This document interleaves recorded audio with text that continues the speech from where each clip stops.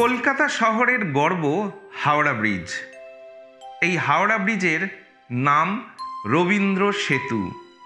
কলকাতার দিক থেকে হাওড়া রেল স্টেশন অভিমুখে গাড়ি, বাস, নানা যানবাহন হু হু করে এগিয়ে যায় হাওড়া ব্রিজে ওঠার জন্য।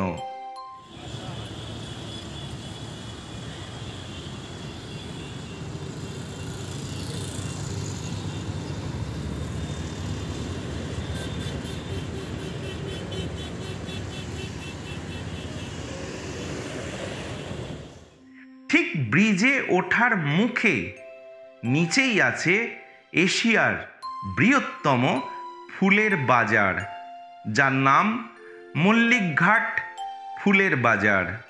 এই ফুলের বাজার গড়ে উঠেছে একদম হুগলি নদীর পাড়ে।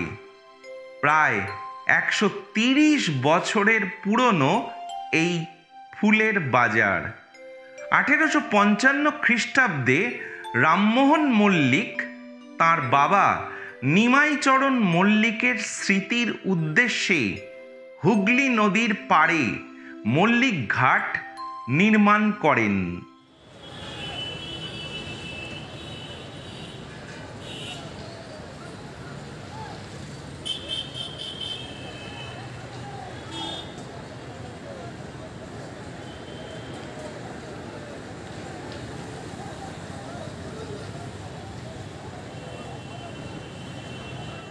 কি করে এইখানে ফুলের বাজার শুরু হয় তা কোথাও লিখিত নেই, তবে একটি সূত্র ধরে জানা যায় যে একদা এই মল্লিক ঘাট এবং পার্শ্ববর্তী জগন্নাথ ঘাট থেকে বহু অতীতে স্টিম জাহাজ তীর্থযাত্রীদের নিয়ে পাড়ি দিত উড়িষ্যার পুরী অভিমুখে।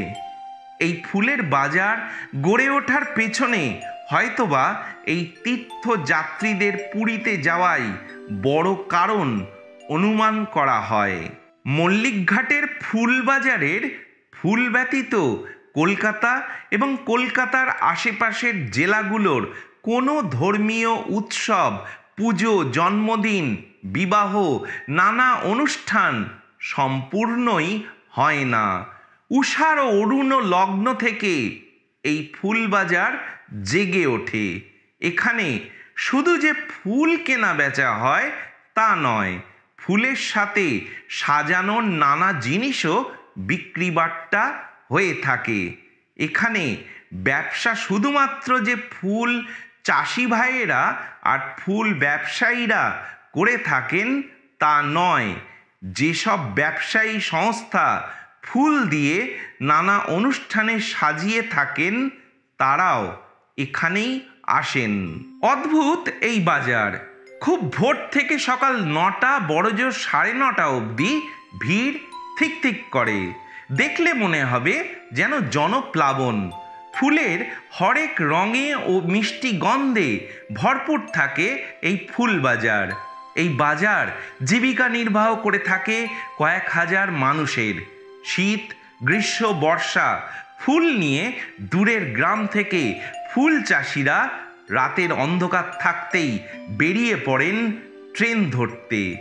কলকাতার এই অঞ্চল অনেক মানুষকেই আকর্ষণ করে থাকে। অনেক উৎসুক বিদেশি মানুষদেরও দেখা যায় এই বাজারে। পুজো, ধর্মীয় পার্বণ, বিয়ের মরশুম বা কোনো বিশেষ অনুষ্ঠানের সময় এই ফুলের বাজার হাওড়া ব্রিজের নিচে ছাড়াও উঠে আসে হাওড়া ব্রিজের ওপরেও। সেই সময় কোন ভোর থেকে কাতারে কাতারে মানুষজনদের দেখলে মনে হবে জনসমুদ্র। এই ফুল বাজারে অনেক ক্রেতার আছে, কিছু নির্দিষ্ট দোকান বা চাষি যাদের কাছ থেকে দিনের পর দিন তারা ফুল কিনে নিয়ে যান ব্যবসা করার জন্য। আবার কিছু ক্রেতা আছেন যারা নির্দিষ্ট ছাড়াও নানা জনের কাছ থেকে ঘুরে ঘুরে ফুল কিনে থাকেন। কিছু মানুষ আছেন যারা তাদের উৎসব অনুযায়ী শুধুমাত্র আসেন এইখান থেকে ফুল কিনতে। ফুল এখানে মূলত বিক্রি হয়ে থাকে ওজনে। কিছু ফুল অবশ্য আছে যা ডজনে বা সংখ্যায় 100-র পরিমাণে বিক্রি হয়ে থাকে। উল্লেখ্য, এখানে কোনো আগের দিনের ফুল বিক্রি হয় না, একদম টাটকা ফুল বিক্রি হয়ে থাকে।